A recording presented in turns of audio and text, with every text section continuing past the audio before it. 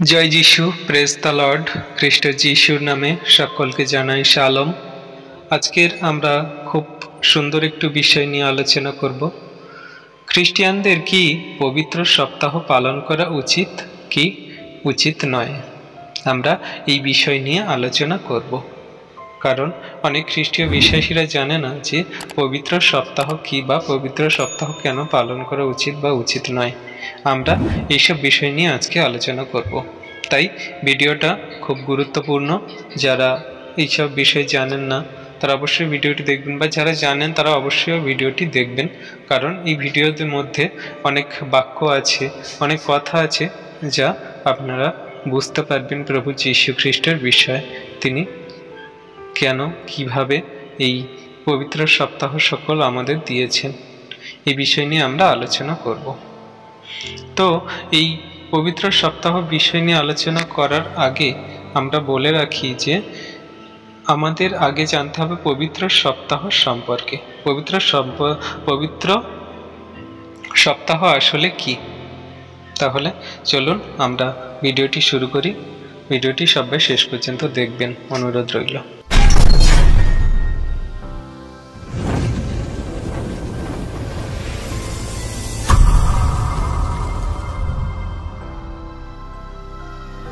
Amen, hallelujah. তাহলে আমরা পবিত্র সপ্তাহ কি এই নিয়ে আলোচনা করব।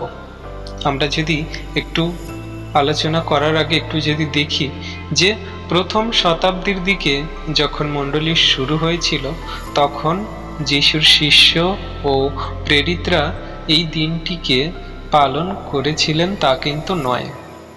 তাছাড়া ঈশ্বর প্রভু যীশু খ্রিস্ট পালন করার আজ্ঞা দিয়েছিলেন তাও কিন্তু নয়। তাহলে এখন প্রশ্ন আসতে পারে যে প্যাশন উইক বা হোলি উইক কি। প্যাশন কথার অর্থ হলো আবেগ, গভীর আসক্তি বা গভীর প্রণয়, প্রচণ্ড আবেগ ও গভীর ভালোবাসা। এটি আবার ল্যাটিন ভাষায় প্যাসিও শব্দটিকে ব্যবহার করা হয়েছে। এই প্যাসিও শব্দকে বলা হয় অত্যন্ত চরম ব্যথা অনুভব করা বা খুবই কষ্ট পাওয়া। তো আমরা এখানে দেখতে পাচ্ছি যে প্যাসিও শব্দ থেকে প্যাশন এসেছে, আর প্যাশন শব্দ যেটা গভীর আবেগ, আসক্তি বা গভীর প্রণয়, প্রচণ্ড ভালোবাসা এগুলো হয়ে থাকে ইত্যাদি ইত্যাদি বোঝায়। আর বাংলায় হোলি উইক মানে পবিত্র সপ্তাহ, এটা আমরা সবাই জানি। তাহলে আমরা এই প্যাশন উইক ও হোলি উইক শব্দ শুরু হয়েছে সেটা হচ্ছে আমাদের পাম সানডে থেকে। পাম সানডে থেকে আমাদের এই পবিত্র সপ্তাহ শুরু হয়েছে আর শেষ হয়েছে ইস্টার সানডে পর্যন্ত। আবার এই ইস্টার সানডেকে আমরা ব্যবহার করে থাকি যে রেজারেকশন সানডে হিসাবে। তো আমরা এই নিয়ে আলোচনা করব। Amen, hallelujah. তাহলে আমাদের এখানে জানতে হবে যে এই সপ্তাহটি কিভাবে শুরু হয়েছে। এই সপ্তাহ শুরু হয় প্রভু যীশু যখন গাধার উপরে বসে জেরুসালেমে প্রবেশ করেন তখন, যা আমরা এই সব বাক্য থেকে দেখতে পাই বা বুঝতে পারি। আমরা যদি একটি বাক্য দেখে নিই তাহলে বুঝতে পারবো। মথি 21 অধ্যায়ের 1 থেকে 11 পদ। পরে যখন তাহারা জেরুসালেমের নিকটবর্তী হইয়া জৈতুন পর্বতে বৈতফগী গ্রামে আসিলেন, তখন যীশু 2 জন শিষ্যকে পাঠাইয়া দিলেন। 2 তাহাদিগকে বলিলেন, তোমাদের সম্মুখে ওই গ্রামে যাও, অমনি দেখিতে পাইবে একটি গর্ধবী বাঁধা আছে, আর তাহার সঙ্গে একটি বৎস, খুলিয়া আমার নিকটে আনো। 3 আর যদি কেহ তোমাদিগকে কিছু বলে তবে বলিবে, ইহাদিগতে প্রভুর প্রয়োজন আছে, তাহাতে সে তক্ষণি তাহাদিগকে পাঠাইয়া দিবে। 4 এইরূপ ঘটিল যেন ভাববাদী দ্বারা কথিত এই বাক্য পূর্ণ হয়। 5 তোমরা সিয়ন কন্যাকে বলো, দেখো তোমার রাজা তোমার কাছে আসিতেছেন, তিনি মৃদুশীল ও গর্ধপের উপরে উপবিষ্ট এবং শাবকের গর্ধব বৎসের উপরে উপবিষ্ট। 6 পরে ওই শিষ্যরা গিয়া যিশুর আজ্ঞা অনুসারে কর্ম করিলেন। 7 গর্ধবীকে ও শাবকটিকে আনিলেন এবং তাহাদের উপরে আপনাদের বস্ত্র পাতিয়া দিলেন, আর তিনি তাহাদের উপরে বসিলেন। 8 আর ভিড়ের মধ্যে অধিকাংশ লোক আপন আপন বস্ত্র পথে পাতিয়া দিল এবং অন্য অন্য লোক গাছের ডাল কাটিয়া পথে ছড়াইয়া দিল। 9 আর যে সকল লোক তাহার অগ্রপশ্চাৎ যাইতেছিল তাহারা চেঁচাইয়া বলিতে লাগিল, হোসান্না, দাউদ সন্তান ধন্য যিনি প্রভুর নামে আসিতেছেন, ঊর্ধ্বলোকে হোসান্না। 10 আর তিনি জেরুসালেমে প্রবেশ করিলে নগরময় হুলস্থুল পড়িয়া গেল, সকলে কহিল, উনি কে? 11 তাহাতে লোকসমূহ কহিল, উনি সেই ভাববাদী গালিলের নাসরতীয় যিশু। Amen, hallelujah. আর যদি আমরা বাক্য দেখি, মার্ক 11 অধ্যায়ের 1 থেকে 10 পদে সেই একই কথা বলা আছে প্রভু যিশুর বিষয়ে। আর লুক 19 অধ্যায়ের 29 থেকে 38 পদ, এখানেও বলা আছে প্রভু যিশুর বিষয়ে। আর পুরানো নিয়মেও বলা আছে, সখরীয় 9 অধ্যায়ের 9 পদে বলা আছে যে, হে সিয়ন কন্যা, অতিশয় উল্লাস করো, হে জেরুসালেম কন্যা, জয়ধ্বনি করো, দেখো তোমার রাজা তোমার নিকটে আসিতেছেন, তিনি ধর্মময় ও পরিত্রাণ যুক্ত, তিনি নম্র ও গর্ধবে উপবিষ্ট, গর্ধপীর শাবকে উপবিষ্ট। Amen, hallelujah. তাহলে আমরা দেখতে পাচ্ছি যে এইরকম ভাবে তিনি সেই প্রথম পাম সানডে থেকে শুরু করে জেরুসালেমে এসেছিলেন, আর পবিত্র সপ্তাহ সেই পাম সানডে থেকে শুরু হয়। প্রভু যিশু যখন জেরুসালেমে প্রবেশ করেছিলেন, তখন জেরুসালেমের বাসিন্দারা অনেকেই তাদের পোশাক ও গাছের ডালপালার মাধ্যমে প্রভু যিশুকে রাজা হিসাবে স্বীকৃতি দিয়েছিলেন। কারণ প্রত্যেকেই প্রভু যীশু খ্রিস্ট অলৌকিক কাজ সকল দেখেছিল, তা দেখে অনেকে বিশ্বাসও করেছিল, আর তারা ভেবেছিল যে তিনি ইহুদিদের রাজা ও মসিহ ছিলেন বা হবেন। ইহুদিদের ধারণা ছিল যিশুর সেই সামর্থ্য বা শক্তি আছে যা রোমীয় শাসকদের ইসরায়েল থেকে বিতাড়িত করে ইহুদিদের রোম সম্রাট থেকে নিস্তার দিতে পারেন। তাই তো তারা প্রভু যীশু খ্রিস্টকে রাজা হিসাবে সম্মানিত করার জন্য পথে ঘাটে তাদের কাপড় চোপড় দিয়ে অভিনন্দন জানিয়েছিলেন। সেই সময়ে রোমের শাসনকর্তা এত নৃশংস ছিল যে রোমের ইতিহাস দেখলে আমরা শিউরে উঠি যে কেমন ব্যবহার আচরণ করত সেই রোম সাম্রাজ্য, রোম শাসক। এক কথায় বলতে গেলে যে ইহুদিরা যখন নিঃশ্বাস নিত তখন সেই রোম সাম্রাজ্যের সম্রাটের আজ্ঞা অনুযায়ী হয়তো নিঃশ্বাস নিতে হতো, এতটা তাদের উপর নৃশংস অত্যাচার করা হতো। যখন প্রভু যীশু খ্রিস্ট আসলেন আর তার অলৌকিক কার্য সকল দেখল, ইহুদিরা খুব খুশি হয়েছিল, খুশি হয়ে যে এখন আমরা মুক্তি পাব এই রোম সাম্রাজ্যের সম্রাটের কাছ থেকে। কিন্তু প্রভু যীশু খ্রিস্ট ইহুদিদের আশ্চর্য করে দিলেন। যখন রোমের শাসক পিলাতের ভবনটিতে প্রবেশ করে এবং রাজার ক্ষমতা না নিয়ে ইহুদিদের পবিত্র মন্দিরটি ওলটপালট করে দেয়, ইহুদিদের দেখে অবাক হয়েছিলেন যে আমরা একে রাজা করব। ইহুদিরা ভাবছে যে প্রভু যিশুকে আমরা রাজা করব, তিনি আমাদের এইরকম আচরণ ব্যবহার করেছে যে সেই জেরুসালেমের মন্দিরে গিয়ে তাদের সেই ব্যবসার সকল জিনিসপত্র ওলট পালট করে দিয়েছে, কপট বিক্রি করছিল ফেলে দিয়েছে, সেই মন্দিরে দাঁড়িয়ে তিনি এসব করেছিল। তাই ইহুদিরা অবাক হয়েছিল। আর সেই সপ্তাহে প্রভু যীশু খ্রিস্টের সাথে কি ঘটবে শেষে তারা কিন্তু কেউ কিছু জানত না। আর এই সেই দিন যেদিন প্রভু যীশু জেরুসালেমে সেই মন্দির প্রাঙ্গণে এই কার্য সকল করেন। আর সেই অনেক বিশ্বাসীরা বা অনেক স্কলার্স তারা ভাবে যে বা মনে করে এটা সেই প্রভু যীশু যেদিন সেই জেরুসালেমের মন্দিরে এই কার্য সকল করেছিলেন সেটা সোমবার দিন করেছিলেন। সোমবার দিনকে তিনি সেই জেরুসালেমের মন্দিরে সেই সব কিছু উল্টে ফেলে দিয়েছিলেন। তাই এই দিনটিকে ইংরেজিতে হোলি মানডে এবং বাংলায় পবিত্র সোমবার বলা হয়। প্রভু যীশু খ্রিস্ট সোমবার দিন যে এটা করেছিল তা নিশ্চয় করা যায় না, কারণ রোমানদের ক্যালেন্ডার এবং ইহুদিদের ক্যালেন্ডারে দিন হিসাব এবং ভিন্ন ভিন্ন। প্রভু যীশু খ্রিস্ট মন্দিরে গিয়ে বিক্রেতাদের বের করে দিলেন, যেমনটি এইসব বাক্যতে আমরা দেখতে পাই। মথি 21 অধ্যায়ের 12 পদ।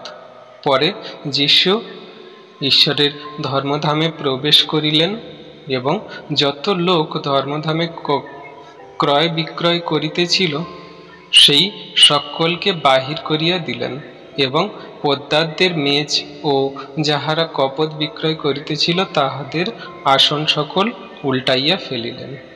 আরও লুক 19 অধ্যায়ের 45 পদ। পরে তিনি ধর্মধামে প্রবেশ করিলেন এবং বিক্রেতাদিগকে বাহির করিতে আরম্ভ করিলেন।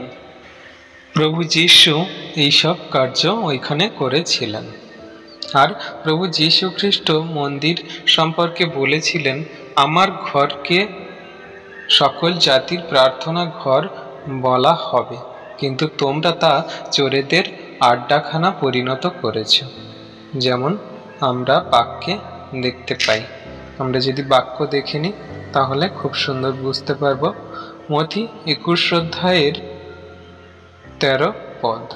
আর তাহাদিগকে কহিলেন, লেখা আছে, আমার গৃহ প্রার্থনা গৃহ বলিয়া আখ্যাত হইবে, কিন্তু তোমরা ইহা দস্যুগণের গহ্বর করিয়া তুলিতেছ।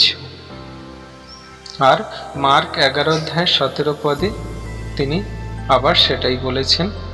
আর তিনি উপদেশ দিয়া তাহাদিগকে বলিলেন, ইহা কি লেখা নাই, আমার গৃহ সর্বজাতি প্রার্থনা গৃহ বলা যাইবে, কিন্তু তোমরা ইহা দস্যুগণের গহ্বর করিয়া তুলিতেছ। আরও আছে লুক 19 অধ্যায়ের 46 পদ। তাহলে এগুলো আমরা যদি পড়ি তাহলে অবশ্যই বুঝতে পারবো। আরও পুরানো নিয়মেও সেই বিষয়ে বলা আছে। যেসাইয়া 56 অধ্যায়ের 7 পদ। তাহাদিগকে আমি আপন পবিত্র পর্বতে আনিব এবং আমার প্রার্থনা গৃহে আনন্দিত করিব। তাহাদের হোমবলি ও অন্য বলি সকল আমার যোগ্য বেদীর উপরে গ্রাহ্য হইবে, যেহেতু আমার গৃহ সর্বজাতি প্রার্থনা গৃহ বলিয়া আখ্যাত হইবে। এবং আরও আছে জিরমিয়া 7 অধ্যায়ের 11 পদ। এই যে গৃহের উপরে আমার নাম কৃতিত্ব হইয়াছে, এই গৃহ কি তোমাদের দৃষ্টিতে দস্যুগণের গহ্বর হইয়াছে? দেখো আমি ইহা দেখিয়াছি, ইহা সদাপ্রভু কহেন। Amen, hallelujah. তাহলে প্রভু যীশু এমনি ভাবেই সেই সকল সন্তানদেরকে তার বাক্য দ্বারা এগুলো সব জানিয়েছিল, কিন্তু তারা কিছু বোঝেনি বা তারা কিছু বুঝতেও পারেনি। আবার সোমবার দিন ডুমুর গাছটি লুকিয়ে যায়, বা সোমবার দিন সেই যে সকল কার্য আরও হয়েছিল সেটার বিষয়ে আরও কিছু যদি আমরা বাক্য দেখিনি তাহলে বুঝতে পারব। মথি 21 অধ্যায়ের 18 থেকে 20 পদ। প্রাতঃকালে নগরে ফিরিয়া যাইবার সময় তিনি খোদিত হইলেন। 19। পরে পথের পার্শ্বে একটি ডুমুর গাছ দেখিয়া তিনি তাহার নিকটে গেলেন এবং পত্র বিনা আর কিছুই দেখিতে পাইলেন না। তখন তিনি গাছটিকে কহিলেন, আর কখনো তোমাদের ফল না ধরুক। আর হঠাৎ সেই ডুমুর গাছটি শুকাইয়া গেল। 20। তাহা দেখিয়া শিষ্যরা আশ্চর্য জ্ঞান করিয়া কহিলেন, ডুমুর গাছটি হঠাৎ শুকাইয়া গেল কি রূপে? আরো যদি বাক্য দেখে নিই তাহলে বুঝতে পারবো। মার্ক 11 অধ্যায়ের 20 থেকে 21 পদ। প্রাতঃকালে তাহারা যাইতে যাইতে দেখিলেন সেই ডুমুর গাছটি সমূলে শুকাইয়া গিয়াছে। তখন বিতর পূর্ব কথা স্মরণ করিয়া তাহাকে কহিলেন, রব্বি, দেখুন, আপনি যে ডুমুর গাছটিকে শ্রাপ দিয়াছিলেন সেই গাছটা শুকাইয়া গিয়াছে। হালেলুয়া। তাহলে আমরা দেখতে পাচ্ছি যে সোমবারে প্রভু যীশু এই সকল কার্য করেছিল, বা এই সকল বাক্যতে আমরা বুঝতে পারি। তারপরে সপ্তাহে তৃতীয় দিন আসে। কয়েকটি চার্চ বা কিছু কাল্ট মণ্ডলী বিশ্বাসী সন্তানরা বলে থাকেন যে ইংরেজিতে হোলি টুইসডে এটাকে বলা হয়।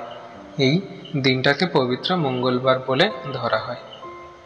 এই দিনে প্রভু যীশু খ্রিস্ট ফরিসী ও সদ্দুকী দ্বারা বিভিন্ন প্রশ্নের সম্মুখীন হন এবং তারা প্রভু যীশু খ্রিস্টকে মিথ্যাবাদী বানিয়ে রোমের শাসকদের হাতে তুলে দিতে চেয়েছিলেন।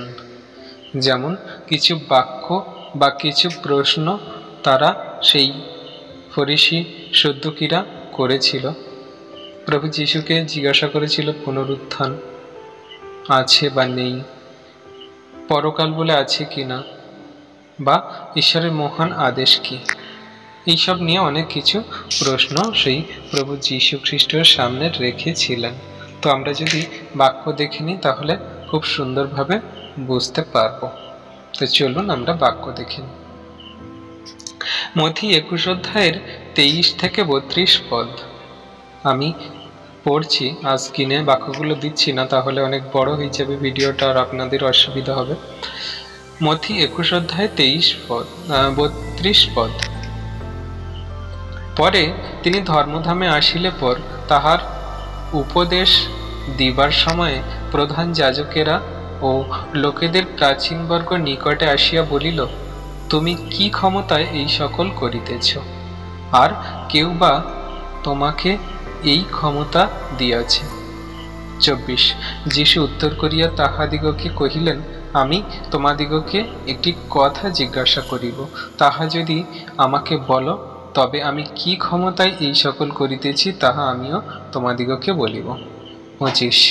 যোহানের ব্যাপ্তিস্ম কোথা হইতে হইয়াছিল, স্বর্গ হইতে না মনুষ্য হইতে? তখন তাহারা পরস্পর তর্ক করিয়া বলিল, যদি বলি স্বর্গ হইতে, তাহা হইলে এ আমাদিগকে বলিবে, তবে তোমরা তাহাকে বিশ্বাস করো নাই কেন? 26। আর যদি বলি মনুষ্য হইতে, লোক সাধারণের ভয় করি, কারণ সকলে যোহনকে ভাববাদী বলিয়া মানে। 27। তখন তাহারা যীশুকে উত্তর করিয়া বলিল, আমরা জানি না। তিনি তাহাদিগকে কহিলেন, তবে আমিও কি ক্ষমতায় এই সকল করিতেছি তোমাদিগকে বলিব না। 28। কিন্তু তোমাদের কেমন বোধ হয়? এক ব্যক্তি 2 পুত্র ছিল। তিনি প্রথম জনের নিকটে গিয়া কহিলেন, বৎস, যাও, আজ দ্রাক্ষাক্ষেত্রে কর্ম করো। 29। সে উত্তর করিল, আমার ইচ্ছা নাই। শেষে অনুশোচনা করিয়া গেল। 30। পরে তিনি দ্বিতীয় জনের নিকটে গিয়া সেইরূপ কহিলেন। সে উত্তর করিল, কর্তা, আমি যাইতেছি, কিন্তু গেল না। 31। সেই 2-এর মধ্যে কে পিতার ইচ্ছা পালন করিল? তাহারা কহিল, প্রথম জন। যীশু তাহাদিগকে কহিলেন, আমি তোমাদিগকে সত্য বলিতেছি, করগ্রাহী ও বেশ্যারা তোমাদের অগ্রে ঈশ্বরের রাজ্যে প্রবেশ করিতেছে। 32। কেননা যোহন ধার্মিকতার পথ দিয়া তোমাদের নিকটে আসিলেন, আর তোমরা তাহাকে বিশ্বাস করিলে না, কিন্তু করগ্রাহী ও বেশ্যারা তাহাকে বিশ্বাস করিল, আর তোমরা তাহা দেখিয়া শেষেও এইরূপ অনুশোচনা করিলে না যে তাহাকে বিশ্বাস করিবে। Amen, hallelujah. আর যদি কিছু বাক্য দেখে নি, মার্ক 11 অধ্যায়ের 27 থেকে 33 পদ সেই একই কথাই বলা আছে। আপনারা যদি দেখেন তাহলে বুঝতে পারবেন। লুক 20 অধ্যায়ের 1 থেকে 8 পদ, এখানেও সেই একই কথা বলা আছে। আর মথি 22 অধ্যায়ের 17 থেকে 22 পদ পর্যন্ত পড়লে কৈশোরকে কর দেওয়া উচিত কি না এই বিষয় নিয়ে বলা আছে। আপনারা যদি পড়েন তাহলে দেখে নিতে পারবেন। আর মথি 22 অধ্যায়ের 17 থেকে 22 পদ কি বলছে? ভালো, আমাদিগকে বলুন আপনার মত কি, কৈশোরকে কর দেয়া বিদেহ কি না। কিন্তু 18 পদ, কিন্তু যীশু তাহাদিগকে দুষ্টামি বুঝিয়া কহিলেন, কপটিরা, আমার পরীক্ষা কেন করিতেছ? 19, সেই করের মুদ্রা আমাকে দেখাও। তখন তাহারা তাহার নিকটে একটি দিনার আনিল। 20, তিনি তাহাদিগকে কহিলেন, এই মূর্তি ও এই নাম কাহার? তাহারা বলিল, কৈশোরের। 21, তখন তিনি তাহাদিগকে কহিলেন, তবে কৈশোরের যাহা যাহা কৈশোরকে দেও, আর ঈশ্বরের যাহা যাহা ঈশ্বরকে দেও। Amen, hallelujah. 22 পদ, এই কথা শুনিয়া তাহারা আশ্চর্য জ্ঞান করিল এবং তাহাকে ছাড়িয়া চলিয়া গেল। আমরা এই বাক্য আবার মার্ক 12 অধ্যায়ের 15 থেকে 17 পদ এবং লুক 20 অধ্যায়ের 22 থেকে 26 পদ পড়লে পাই। Amen, hallelujah. তাহলে এই সকল বাক্য দ্বারা তিনি তাদেরকে উত্তর দিয়েছিলেন। আর যদি আমরা বাক্য দেখি তাহলে বুঝতে পারবো কি কি প্রশ্ন সেখানে করেছিলেন। পুনরুত্থান বিষয়ে তাদেরকে প্রশ্ন করেছিল সেই সদ্দুকী ফরিসীরা।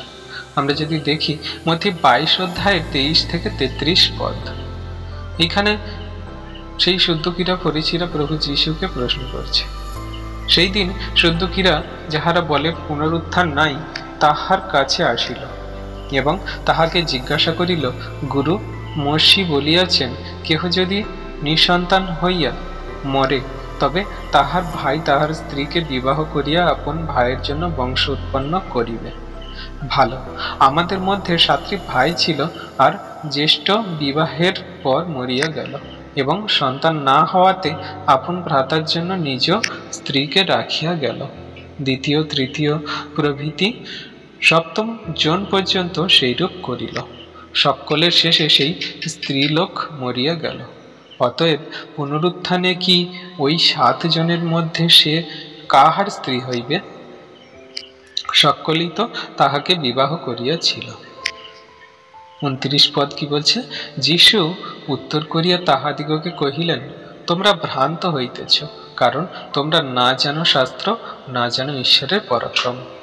কেননা পুনরুত্থানে লোকে বিবাহ করে না এবং বিবাহিতাও হয় না, বরং স্বর্গে ঈশ্বরের দূতগণের ন্যায় থাকে।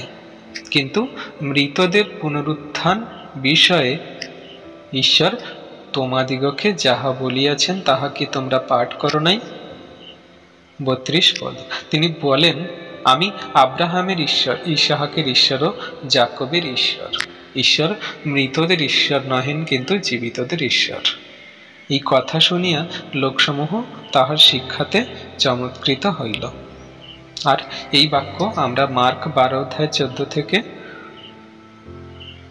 থেকে 26 পদ এবং লুক 20 অধ্যায় 27 থেকে 40 পদ পড়লে পাই। আশা করি আপনারা একটু দেখে নেবেন। Amen, hallelujah. তাহলে এইভাবে তিনি সেই সকল ফরিসীদেরকে বাক্য দ্বারা শায়েস্তা করেছিল। একদিন প্রভু যীশু প্রধান ভণ্ড শাস্ত্রী ও ফরিসীদের ভণ্ডামি সবার সামনে প্রকট করেছিলেন। Amen, hallelujah. আরো কিছু যদি আমরা বাক্য দেখে নিই তাহলে বুঝতে পারবো। মথি 22 অধ্যায়ের 34 থেকে 40 পদ, ফরিসীরা যখন শুনিতে পাইল তিনি সদ্দুকীদের নিরুত্তর করিয়াছেন, তখন তাহারা একসঙ্গে আসিয়া জুটিল। আর তাহাদের মধ্যে এক ব্যক্তি, একজন ব্যবস্থাবেত্তা, পরীক্ষা করিবার জন্য তাহাকে জিজ্ঞাসা করিল, গুরু, ব্যবস্থার মধ্যে কোন আজ্ঞা মহৎ? তিনি তাহাকে কহিলেন, তোমার সমস্ত অন্তঃকরণ, তোমার সমস্ত প্রাণ ও তোমার সমস্ত মন দিয়া তোমার ঈশ্বর প্রভুকে প্রেম করিবে। 38, এই মহৎ ও প্রথম আজ্ঞা। আর দ্বিতীয়টি ইহা তুল্য, তোমার প্রতিবেশীকে আপনার মতো প্রেম করিবে। এই 2টি আজ্ঞাতেই সমস্ত ব্যবস্থা ও ভাববাদী গ্রন্থ ঝুলিতেছে। আমরা যদি এটা মার্ক 12 অধ্যায়ের 28 থেকে 34 পদ পড়ি তাহলে খুব সুন্দরভাবে বুঝতে পারব। Amen, hallelujah. আর প্রভু যীশু সেই দিনে আবার ওই দিনেই প্রধান যাজক ও সেই ভণ্ড শাস্ত্রী ফরিসীদের ভণ্ডামি সবার সামনে প্রকট করেছিলেন। আমরা যদি বাক্য দেখি তাহলে খুব সুন্দরভাবে বুঝতে পারবো। মথি 23 অধ্যায় 13-14 পদ। কিন্তু হ্যাঁ অধ্যাপক ও ফরিসীগণ কপটীরা, ধিক তোমাদিগকে, কারণ তোমরা মনুষ্যদের সম্মুখে স্বর্গরাজ্য রুদ্ধ করিয়া থাকো, আপনারাও তাহাতে প্রবেশ করো না, এবং যাহারা প্রবেশ করিতে আইসে তাহাদিগকে প্রবেশ করিতে দাও না। তাহলে এইভাবে সেই ফরিসীদের সদ্দুকীদের প্রভু যীশু বলেছিলেন। আর পুনরুত্থান সম্পর্কে যারা বলেন, বা সেই দিনেই খ্রিস্ট যীশু যখন সেখানে ছিলেন, আর পুনরুত্থান সম্পর্কে যারা বলে যে পুনরুত্থান নেই, তা আমরা যদি বাক্য দেখি তাহলে খুব সুন্দরভাবে বুঝতে পারবো। যে মথি 24 অধ্যায়, 25 অধ্যায় এবং মার্ক 13 অধ্যায়, লুক 21 অধ্যায়, আমরা যদি এগুলো দেখি তাহলে খুব সুন্দরভাবে বুঝতে পারবো যে পুনরুত্থান বিষয়ে এখানে কত সুন্দরভাবে দেয়া আছে। Amen, hallelujah. এর পরের সপ্তাহে চতুর্থ দিন, এরপরে যে সপ্তাহের দিনটি আসছে সেটা হলো চতুর্থ দিন। আর চতুর্থ দিনটাকে পবিত্র বুধবার বা হোলি ওয়েডনেসডে বলা হয়। এই দিনে আবার কিছু চার্চ বা কিছু স্কলাররা বলেন এটাকে স্পাইস ওয়েডনেসডে বলে থাকে, SPY, স্পাই ওয়েডনেসডে বলে থাকে। স্পাই কথার অর্থ গুপ্তচর। এই দিনটি প্রভু যীশু খ্রিস্ট একজন শিষ্য ছিল, যিনি ইস্করিওতীয় যিহুদা নামে পরিচিত, যে মহাযাজকের সাথে ষড়যন্ত্র করে যিশুকে ধরিয়ে দেওয়ার জন্য তিনি সেই টাকা নিয়েছিল। আর সেইটা হয়েছিল পবিত্র বুধবারে, যেটা হোলি ওয়েডনেসডে বলা হয়। তো আমরা যদি বাক্য দেখে নিই তাহলে খুব সুন্দরভাবে বুঝতে পারবো। মথি 26 অধ্যায়ের 14-16 পদ। তখন 12 জনের মধ্যে একজন, যাহাকে ইস্করিওতীয় যিহুদা বলা হয়, সে প্রধান যাজকদের নিকটে গিয়া কহিল, আমাকে কি দিতে চান বলুন, আমি তাহাকে আপনাদের হস্তে সমর্পণ করিব। তাহারা তাহাকে 30 রৌপ্যখণ্ড তৌল করিয়া দিল। আর সেই সময় অবধি সে তাহাকে সমর্পণ করিবার জন্য সুযোগ অন্বেষণ করিতে লাগিল। Amen, hallelujah. এরপরে সপ্তাহ যেটা আসছে সেটা হলো পঞ্চম দিন। আবার এখানে কয়েকটি চার্চ বিশ্বাসীরাও বলে থাকে যে এটা হোলি ট্যুসডে বা এটা পবিত্র বৃহস্পতিবার বলে উল্লেখ করা হয়। এই দিনে আবার কিছু চার্চ তারা বলে থাকেন মাউন্ডি টুইসডে বলে থাকে। এই মাউন্ডি টুইসডে এটা এসেছিল যে ল্যাটিন ভাষা শব্দ থেকে। এটা ল্যাটিন ভাষা। এখানে একটি গুরুত্বপূর্ণ ঘটনা আছে যেটা আমরা পড়লে বুঝতে পারবো যে প্রভু যীশু যখন সেই শিষ্যদের সঙ্গে নিস্তার পর্ব ভোজ পালন করছিলেন, যাকে আমরা প্রভু ভোজ বলে থাকি, আমরা সেই বাক্য দেখলে বুঝতে পারবো। লুক 22 অধ্যায়ের 19-20 পদ। পরে তিনি রুটি লইয়া ধন্যবাদ পূর্বক ভাঙিলেন এবং তাহাদিগকে দিলেন, বলিলেন, ইহা আমার শরীর, যাহা তোমাদের নিমিত্ত দেওয়া যায়, ইহা আমার স্মরণার্থে করিও। আর এইরূপে তিনি ভোজন শেষ হইলে পানপাত্রটি লইয়া কহিলেন, এই পানপাত্র আমার রক্তের নতুন নিয়ম, যে রক্ত তোমাদের নিমিত্ত পতিত হয়। Amen, hallelujah. আর প্রভু যীশু সেই দিনেই, মানে সেই রাত্রিতেই আবার আরো একটি তিনি আশ্চর্য কাজ করেছিলেন। তার শিষ্যদেরকে তিনি পা ধুইয়ে দিয়েছিলেন, যেমন এই বাক্যতে আমরা পাই। আমরা যদি বাক্য দেখি যোহন 13 অধ্যায়ের 12 থেকে 17 পদ। যখন তিনি তাহাদের পা ধুইয়া দিলেন আর আপনার উপরের বস্ত্র পরিয়া পুনরায় বসিলেন, তখন তাহাদিগকে কহিলেন, আমি তোমাদের প্রতি কি করিলাম জানো? তোমরা আমাকে গুরু ও প্রভু বলিয়া সম্বোধন করিয়া থাকো, আর তাহা ভালোই বলো, কেননা আমি সেই ভালো। আমি প্রভু ও গুরু হইয়া যখন তোমাদের পা ধুইয়া দিলাম, তখন তোমাদেরও পরস্পর পা ধোয়ানো উচিত, কেননা আমি তোমাদিগকে দৃষ্টান্ত দেখাইলাম, যেন তোমাদের প্রতি আমি যেমন করিয়াছি তোমরাও তদ্রূপ করো। সত্য সত্য আমি তোমাদিগকে বলিতেছি, দাস নিজ প্রভু হইতে বড় নয়, ও প্রেরিত নিজ প্রেরণকর্তা হইতে বড় নয়। এই সকল যখন তোমরা জানো, ধন্য তোমরা যদি এই সকল পালন করো। Amen, hallelujah. তাহলে এই ছিল প্রভু তার শিষ্যদের পা ধুইয়ে দেওয়ার বাক্য। যিশুর এই পা ধুইয়ে দেওয়া নিয়ে অনেকের ভুল ধারণা রয়েছে। তারা বর্তমানে শারীরিকভাবে এই পালন করে, যে তারা শারীরিকভাবেই পা ধুইয়ে দেওয়া নিয়ে পালন করে। এই বিষয় নিয়ে আলোচনা করা হবে, কিন্তু এটা এখন নয়, আমরা পরে একটা ভিডিও আনব। কিন্তু সংক্ষিপ্ত বলে দিই, পা ধোয়া শিষ্যদের মাধ্যমে হয়নি, তাই বলা যেতে পারে এটি ভুল ধারণা বা কুসংস্কার। আমরা এরপরে আসি সপ্তাহের ষষ্ঠ দিন। এখানে গুড ফ্রাইডে বা পবিত্র শুক্রবার বা পূর্ণ শুক্রবার বলা হয়ে থাকে। এটিকে বিশ্বজুড়ে গুড ফ্রাইডে বলা হয়। আমাদের দেশের মানুষ এইটাকে খ্রিস্টানদের উৎসব বলে মনে করে। এই দিনে পবিত্র শুক্রবারে পৃথিবীর মানুষদের পাপ থেকে একমাত্র উদ্ধারকর্তাকে গলগথা নামে একটি জায়গায় ক্রুশে দেওয়া হয়। গুড ফ্রাইডে কোনো নির্দিষ্ট তারিখ নেই, কিন্তু বাইবেল অনুযায়ী বিশ্রামবারের ঠিক একদিন আগে প্রভু যীশু ক্রুশবিদ্ধ হয়েছিলেন বলে এখানে প্রমাণস্বরূপ কিছু বাক্য। যোহন 19 অধ্যায়ের 31 পদ। সেই দিন আয়োজন দিন, অতএব বিশ্রামবারে সেই দেহগুলি যেন ক্রুশের উপরে না থাকে, কেননা ওই বিশ্রামবার মহাদিন ছিল।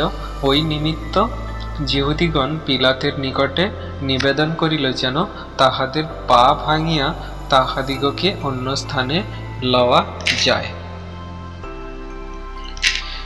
এইখানে আমাদের ক্যালেন্ডার অনুসারে সাব্বাত বা বিশ্রাম দিন শনিবার পড়ে। তো প্রভু যীশু খ্রিস্ট মৃত্যু হয়েছিল শুক্রবার, তাই এই দিনটিকে গুড ফ্রাইডে বলা হয়। গুড ফ্রাইডে নিয়ে আবার অনেকের ভুল ধারণা রয়েছে।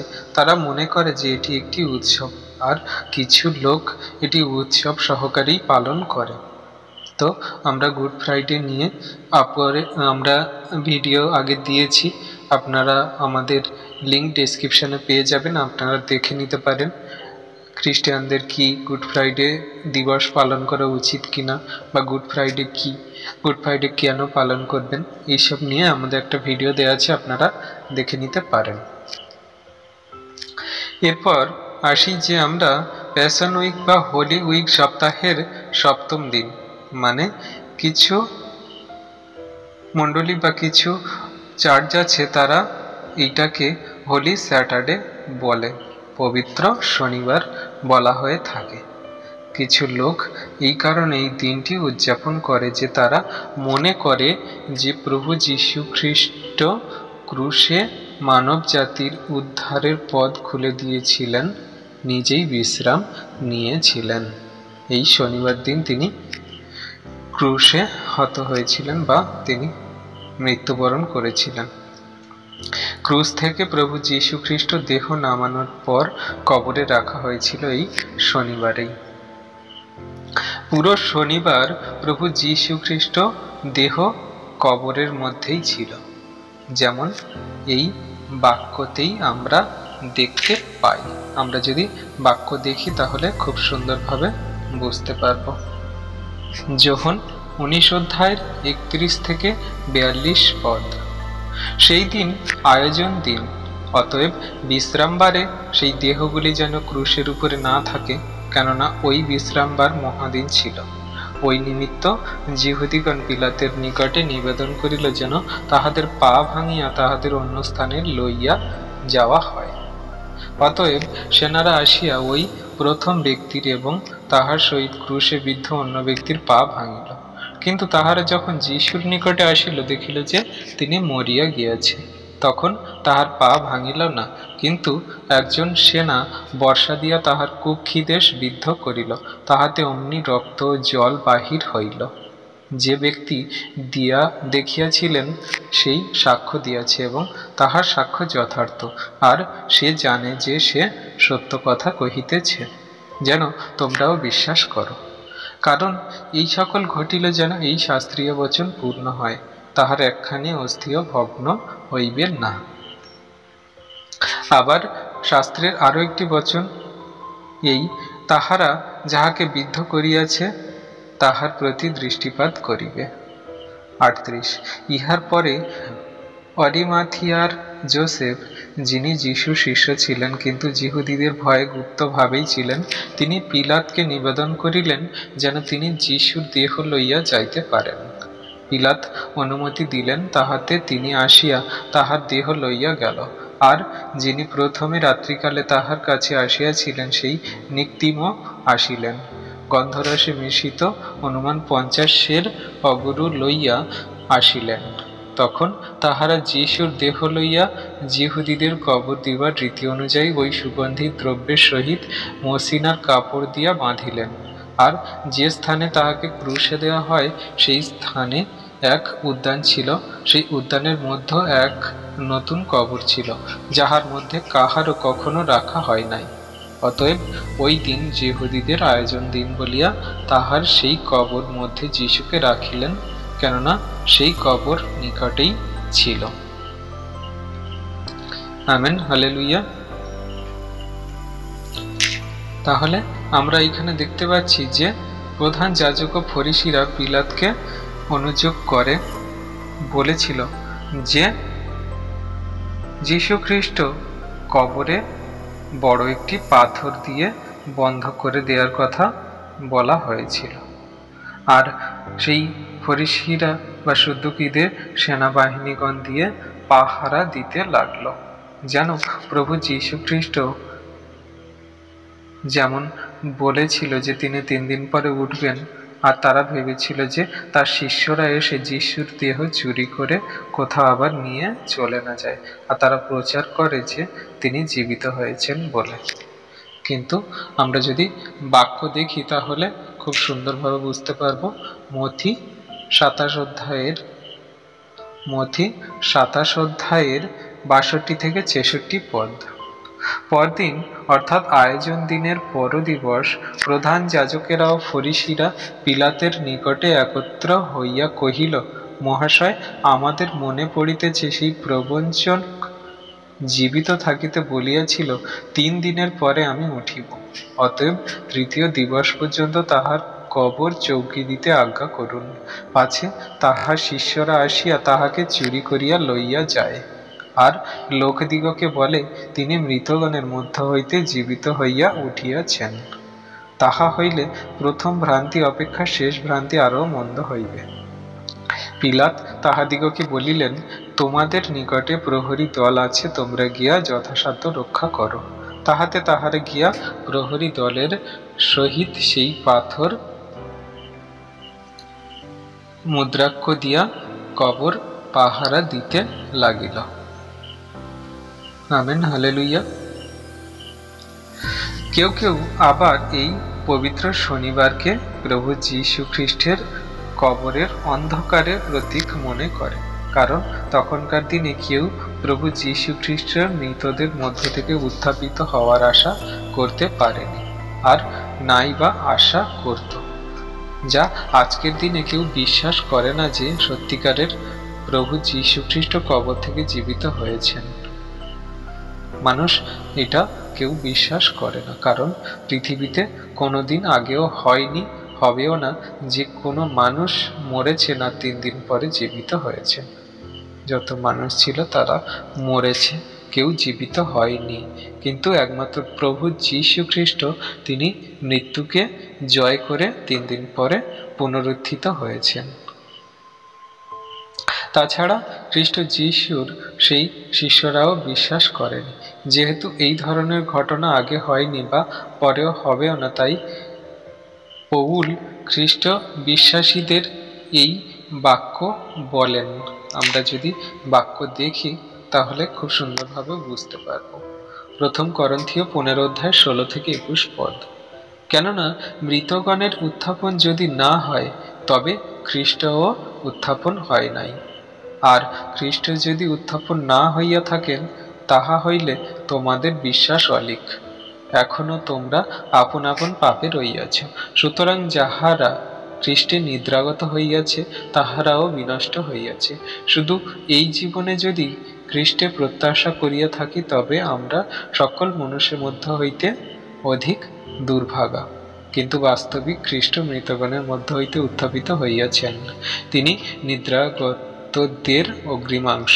কেননা মনুষ্য দ্বারা যখন মৃত্যু আসিয়াছে, তখন আবার মনুষ্য দ্বারাই মৃতগণের পুনরুত্থান আসিয়াছে। Amen, hallelujah. তাহলে খুব সুন্দরভাবে সাধু পৌল তার বাক্যেতে বোঝাচ্ছেন বিশ্বাসীদেরকে। যখন প্রভু যীশু খ্রিস্ট বেঁচে উঠেছিলেন তখন যীশুকে দেখেছিলেন অনেক বিশ্বাসী সন্তানরা, এবং 500 অধিক লোক প্রভু যীশুর সেই নিজ শরীরে দেখেছিল। যেমন আমরা এই বাক্যতে পড়লে দেখতে পাই 1 করন্থীয় 15 অধ্যায়ের 3 থেকে 8 পদ। ফলত প্রথম স্থলে আমি তোমাদের কাছে এই শিক্ষা সমর্পণ করিয়াছি এবং ইহা আপনিও পাইয়াছি যে শাস্ত্রানুসারে খ্রিস্ট আমাদের পাপের জন্য মরিলেন ও কবরপ্রাপ্ত হইলেন, আর শাস্ত্রানুসারে তিনি 3য় দিবসে উত্থাপিত হইয়াছেন। আর তিনি কৈফাকে ও সেই 12 জনকে দেখা দিলেন। তাহাতে পরে একেবারে 500 অধিক ভ্রাতাকে দেখা দিলেন। তাহাদের অগ্রিমাংশ লোক অদ্যপি বর্তমান রইয়াছে, কিন্তু কেহ কেহ নিদ্রাগত হইয়াছে। আর 7 তাহার পরে তিনি যাকবকে, পরে সকল প্রেরিতকে দেখা দিলেন। আর 8 পদ কি বলছে? সকলের শেষে অকাল জাতির ন্যায় যে আমাকে দেখা দিলেন। Amen, hallelujah. তাহলে প্রভু যীশু তার বিশেষী সন্তানদেরকে এমনিভাবেই দেখা দিয়েছিলেন। এইভাবে পবিত্র শনিবার দিয়েই পবিত্র সপ্তাহ শেষ হয়। খুব বড় পাথর দিয়ে কবর বন্ধ থাকলেও তিনি বেঁচে উঠেছিলেন, যেমন পরিষ্কারভাবে এই বাক্য সকল বলে। আমরা যদি বাক্য দেখি, মথি 28 অধ্যায়ের 6 পদ। তিনি এখানে নাই, কেননা তিনি উঠিয়াছেন। যেমন বলিয়াছিলেন, আইসো প্রভু এখানে শুইয়াছিলেন, সেই স্থান দেখো। আর মার্ক 16 অধ্যায়ের 6 পদ। তিনি তাহাদিগকে কহিলেন, বিস্ময়াপন্ন হইও না, তোমরা নাজারেতীয় যীশুর অন্বেষণ করিতেছ, যিনি ক্রুশে হত হইয়াছেন। তিনি উঠিয়াছেন, এখানে নাই, দেখো এই স্থানে তাহাকে রাখা গিয়াছিল। Amen, hallelujah. তাহলে আমরা এইসব বাক্যগুলো দেখলে বুঝতে পারি। এবারে আসছে কি, যে সপ্তাহের সেই দিন, যেদিন কিছু মণ্ডলী বা বিশেষী সন্তানরা বলে থাকেন ইস্টার সানডে বা পবিত্র রবিবার। ইস্টার সানডে পালন করা হয়, রেজাগ্রেশন সানডে ও বলা হয়। এই ইস্টার সানডে নিয়ে আমরা একটা নতুন ভিডিও খুব তাড়াতাড়ি আনছি, আপনারা অবশ্যই এই বিষয়ে জানতে পারবেন। ইস্টার সানডে কি, বা ইস্টার সানডেতে কি কি হয়, কেমনভাবে ইস্টার সানডে পালন করা উচিত, এগুলো সব, ইস্টার সানডে পালন করা কি আদৌ বাইবেল ভিত্তিক উচিত কিনা, এইসব নিয়ে আমরা একটা ভিডিও আনব। প্রভু যীশু খ্রিস্ট যখন জেরুসালেমে প্রবেশের পর থেকে কবর পর্যন্ত এই একটা সপ্তাহের মধ্যে ঘটে যাওয়া ঘটনাগুলো বর্ণনা করে দেখলে বা এগুলো পড়লে আমাদের এটাই মনে হয় যে প্রভু যীশু খ্রিস্ট কতই না দুঃখ কষ্ট তিনি সয়েছিলেন। তখন এই দিনটি উদযাপন করার কোনো উদ্বেগ ছিল না। যখন প্রভু যীশু খ্রিস্ট আমাদের থেকে চলে গিয়েছিলেন, এই সপ্তাহের প্রভু যীশু খ্রিস্টের সাথে যা ঘটেছিল তা সত্যি খুব গুরুত্বপূর্ণ ও কষ্টকর ঘটনা। যদিও এই ঘটনাটি ঘটেছে, তবুও এটি একটি ঐতিহাসিক ঘটনা। প্রভু যীশু খ্রিস্টের জন্ম থেকে মৃত্যু পর্যন্ত এমন ঘটনা আগেও ঘটেনি। সবকিছু দেখলেই খুব গুরুত্বপূর্ণ মনে হয়, কারণ কোনো মানুষ কোনো জাতির মানুষের জন্য প্রাণ দেবে না। তিনি একমাত্র সত্য ঈশ্বর আমাদের নিমিত্ত আপন প্রাণ দিলেন। এটা শুধু শারীরিক ঘটনা বা মানসিক ঘটনা, তাছাড়া আর কিছু নয়। কিন্তু এ ব্যাপারে সচেতন হওয়া আমাদের খুব দরকার যে এটা আমাদের কোন দিকে শিক্ষা দিচ্ছে। এই প্রভু যীশু খ্রিস্টের জন্ম থেকে ক্রুশে মৃত্যু পর্যন্ত তিনি যা যা আমাদেরকে শিক্ষা দিয়েছেন, যা যা আমাদেরকে শিখিয়েছেন, আমরা এটা শারীরিক মানসিকভাবে যদি দেখি বা ভৌতিকভাবে যদি দেখি, এটা কিন্তু নয়। কিন্তু প্রভু যীশু খ্রিস্ট আমাদের আত্মিক দিক দিয়ে দেখতে বলেছেন যে আমি তোমাদের নিমিত্ত কি করেছি। তাই ঈশ্বর যে ঘটনাগুলি বোঝার জন্য বাইবেলে এই সব ঘটনা বাইবেলে উল্লেখ করেছেন, তাছাড়া ঈশ্বর আমাদের পুরো বিশ্বের মানুষের জন্য এই বাইবেলকে দিয়েছেন, বা স্পষ্টভাবে তিনি তার বাক্যে বলছেন।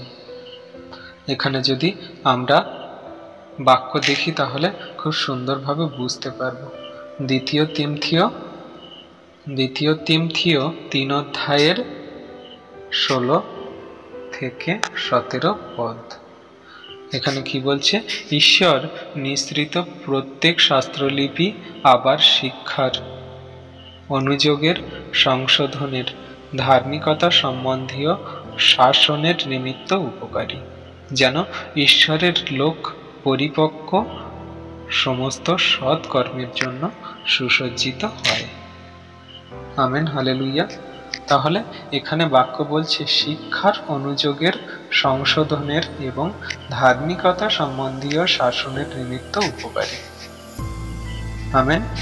বাইবেল ঈশ্বর যা কিছু আমাদেরকে উল্লেখ করছেন সেই সকল ঘটনা থেকে বিশ্বাসীরা যেন আত্মিক শিক্ষা লাভ করতে পারে, অর্থাৎ যারা ঈমান এনেছে বা বিশ্বাস করেছে সেই খ্রিস্ট যিশুর প্রতি, তারা ঈশ্বরের কাজ করুক। তাই ঈশ্বর প্রভু যীশু খ্রিস্টের ঘটনার কথা উল্লেখ করেছেন। এই ঘটনা থেকে আমরা আধ্যাত্মিক শিক্ষা গ্রহণ করতে পারি। এটা আমাদের গ্রহণ করতেই হবে। এটা শুধু শারীরিক, মানসিক বা ভৌতিক বিষয় গ্রহণ করলে হবে না। বাইবেল আমাদের কোনো বিষয়ে জাগতিকভাবে শিক্ষা দেয় না, আমাদের আত্মিকভাবেই শিক্ষা দেয়। বাইবেল বলছে ঈমানদাররা বা বিশ্বাসীরা সারা জীবন আত্মিকভাবে চলে। একজন বিশ্বাসীকে কোনো বিশেষ দিনে ঈশ্বর প্রভু যীশু খ্রিস্টের দিকে মনোযোগ দিতে বলে না, বরং সবসময় নিজের মনকে বাইবেলের বাক্যে রাখতে হবে এবং বাক্যের মতো চলতে হবে। যখন আমরা বাইবেলের ঘটনাগুলি শারীরিক ভৌতিকভাবে পালন করি, তখন এর অর্থ দাঁড়ায় আমরা আত্মিক শিক্ষার চেয়ে জাগতিক বা এই ভৌতিক বিষয়ে গুরুত্ব বেশি দিচ্ছি। তাই বিশ্বাসী সন্তানদের এই বাক্য দ্বারা, এই আলোচনা দ্বারা মনে রাখতে হবে যে আমাদের প্রভু যীশু খ্রিস্টের যে এই পবিত্র সপ্তাহ বা এই যে প্রভু যীশু খ্রিস্ট আমাদের জন্য ক্রুশে মরেছেন, এটা আমাদের জীবনে খুব একটা গুরুত্বপূর্ণ বিষয়। কারণ তিনি বলেন যে তার সেই পবিত্র রক্তে আমরা শুচি হয়েছি, তিনি তার অমূল্য রক্তে আমাদেরকে কিনে নিয়েছেন। আর প্রভু যীশু খ্রিস্ট যখন তার অমূল্য রক্তে আমাদেরকে কিনে নিয়েছেন, তার মানে তিনি যে আমাদের পাপের জন্য মরেছেন, তাহলে তার মরাকে আমরা কিভাবে ব্যর্থ করতে পারি? আমরা তার বাক্য আজ্ঞা সকল পালন করে তিনি যে আমাদের শিক্ষা দিচ্ছেন সেগুলো আমরা হৃদয়ে ধরে রেখে খ্রিস্টের জীবনের শেষ দিন পর্যন্ত তার প্রতি বিশ্বস্ত থাকার জন্যই আমরা কার্য করব বা সেই শেষ দিন পর্যন্ত চলব। তবেই তার সেই ক্রুশে মৃত্যু সফল হবে। আর তিনি সেই বাক্য আদিতে ছিলেন, মানুষ হয়ে আমাদের কাছে এসেছিলেন, তার আশা সার্থক হবে। তাই বিশ্বাসী সন্তানরা আপনারা সবাই প্রভুতে এমন দৃঢ়ভাবে থাকুন যাতে শেষ দিন পর্যন্ত আমরা দৌড়াতে পারি, শেষ দিন পর্যন্ত তার প্রতি বিশ্বস্ত থাকতে পারি। কোনো মতে শয়তান দিয়াবল যেন আমাদের কোনো কার্য করতে না পারে। আশা করি বিশ্বাসী সন্তানরা আমরা এই সুন্দর মধুর বাক্যে বুঝতে পেরেছি যে পবিত্র সপ্তাহ কি বা পবিত্র সপ্তাহ আমাদের জীবনে কেমনভাবে প্রভাব ফেলছে। তো বিশ্বাসী সন্তানরা চলুন আমরা এই বাক্যের উপরে, এই আলোচনার উপরে আমরা প্রার্থনা করব, শেষ করব। তো চলুন আমরা চোখ বন্ধ করি। পবিত্র পবিত্র পবিত্র বাহিনীগণের সদাপ্রভু, আমার প্রভু, আমার ঈশ্বর, তোমায় ধন্যবাদ, প্রশংসা, গৌরব করি। পিতাগো, তুমি সে একমাত্র জীবন্ত জাগ্রত সত্যের ঈশ্বর। পিতা, তুমি যদি না আমাদের এই পৃথিবীতে পাপী সন্তানদের জন্য আসতে, তাহলে জগৎ পাপের ভারে আজ প্রভু হয়তো কোথায় তলিয়ে যেত। কিন্তু তুমি এসেছিলে, তোমার সেই রক্ত দ্বারা পাপী সন্তানদেরকে কিনে নিয়েছ। তুমি তোমার বাক্যে বলেছ, যে কেউ আমাদের বিশ্বাস করে সে বিনষ্ট হইবে না, কিন্তু আনন্দ জীবন পাবে। পিতাগো, তুমি সেই তোমার একমাত্র পুত্র যিশুকে দিয়ে আমাদের পাপের দেনা মিটিয়েছে, আমাদের পাপের বেতন মিটিয়েছে। তোমায় ধন্যবাদ করি। দয়ালু পিতাগো, তুমি মহান, তুমি জীবন্ত জাগ্রত সত্যের ঈশ্বর। তোমার নাম উচ্চকৃত হোক, মহিমান্বিত হোক, গৌরবান্বিত হোক। পিতাগো, আমাদের মতন জঘন্য নগণ্য পাপীদেরকে তোমার চরণে স্থান দাও, যেন আরো জাতি জাতি মানুষরা তারা ফিরে আসে, তোমার সুসমাচার শুভ বার্তা পায়। কারণ তুমি সেই সত্য ঈশ্বর।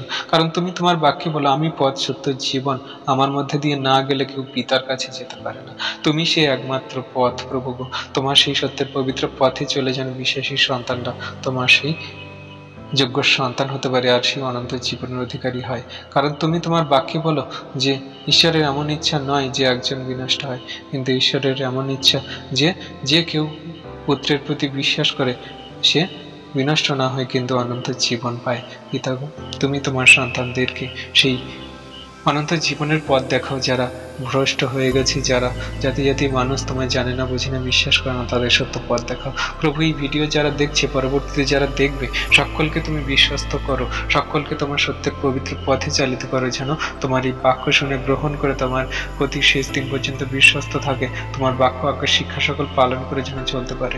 আমাদের জীবনে দুঃখ, কষ্ট, ব্যথা, বেদনা, তাড়না, যন্ত্রণা, সমস্যা আসবে, কিন্তু তুমি সেই একমাত্র সকল সমস্যার সমাধানকারী ঈশ্বর। তুমি আমাদের সেই শয়তানের কাছ থেকে ছুটকারা দেওয়ার জন্য তুমি আমাদের জন্য ক্রুশে হত হয়েছিলে পিতা। আর তাই তো তুমি আমরা বিশ্বাস করি, প্রেম করি, ভালোবাসি। তুমি ধন্যবাদ, প্রশংসা, গৌরব করি। ও মহান পিতা প্রভু যীশু, তোমায় ধন্যবাদ করি যে তুমি এই সুন্দর মধুর বাক্য দিয়ে আমাদেরকে শিক্ষা দিলে, আমাদেরকে বোঝালে যে হ্যাঁ, তুমি কত দয়াবান, তুমি কত কৃপাবান, তুমি কত মহান প্রেমময় পিতা ঈশ্বর। তোমায় ধন্যবাদ করি পিতা গো। ও প্রভু, আমরা বিশ্বাস করি যে এই ভিডিও যে সকল সন্তানরা দেখছে, পরবর্তীতে যারা দেখবে, তোমার এই বাক্য শুনে ভিডিওতে তারা মন পরিবর্তন করে তোমার প্রতি শেষ দিন পর্যন্ত বিশ্বস্ত হবে, তোমার আজ্ঞা শিক্ষা সকল পালন করে চলবে। পিতা, তুমি তাদের সকল আশীর্বাদ, অনুগ্রহ, দয়া, কৃপা, করুণা করো। তাদের জীবনকে সুন্দর করে সাজিয়ে গড়ে তুলতে সাহায্য করো। তাদের পুরানো বস্ত্র সকল ঝেড়ে ফেলে প্রভু, তাদের নতুন বস্ত্র পরিধান করে তোমার সেই অমূল্য রক্তে তুমি তাদের শুচি করে তোমার সত্যের পবিত্র পথে চালিত করো। শয়তান দিয়াবলকে পদতলে দলিত করতে সাহায্য করো, আশীর্বাদ, অনুগ্রহ করো। ধন্যবাদ, প্রশংসা, গৌরব পিতা প্রভু যীশু তোমারই হোক। বিশ্বাস করি পিতা, এই ভিডিওতে তুমি সকলকে আশীর্বাদ করলে, অনুগ্রহ করলে, দয়া, কৃপা, করুণা করলে। সকল ধন্যবাদ, প্রশংসা, গৌরব ঈশ্বরের একমাত্র প্রিয় পুত্র খ্রিস্ট যিশুর পবিত্র সামর্থ্য ব্লেসিং নামেই এই প্রার্থনা চাইলাম। তুমি শুনেছ, উত্তর দিয়েছ। Amen, amen, amen. Hallelujah, praise the Lord. আমরা প্রতিবারের মতো বলবো, আমাদের খ্রিস্ট যিশু সহভাগিতা ইউটিউব চ্যানেলকে আপনারা লাইক করুন, কমেন্ট করুন, আর আপনাদের বিশ্বাসী সন্তানদের কাছে, আরও জগতের জাতি জাতি মানুষের কাছে আপনারা বেশি বেশি করে শেয়ার করুন, যাতে এই বাক্য, এই ভিডিওতে তারাও মন পরিবর্তন করতে পারে বা ঈশ্বরের সত্য শিক্ষা বাক্য পায়। আর আপনাদেরকে বলবো, আমাদের খ্রিস্ট যিশু সহভাগিতা ইউটিউব চ্যানেলকে সাবস্ক্রাইব করুন এবং পাশে থাকা বেল আইকনটি প্রেস করে দিন। আর আমাদের ডেসক্রিপশনে দেওয়া লিঙ্কে আপনারা সরাসরি জয়েন্ট হয়ে আমাদের হোয়াটসঅ্যাপ গ্রুপে আসতে পারেন, আমাদের সঙ্গে সহভাগিতা করতে পারেন এবং আমাদের স্ক্রিনে দেওয়া হোয়াটসঅ্যাপ নাম্বারে আপনাদের প্রার্থনা, রিকোয়েস্ট যা কিছু বলার আপনারা বলতে পারেন। সবাইকে ধন্যবাদ ভিডিওটি শেষ পর্যন্ত দেখার জন্য। জয় যিশু, প্রেজ।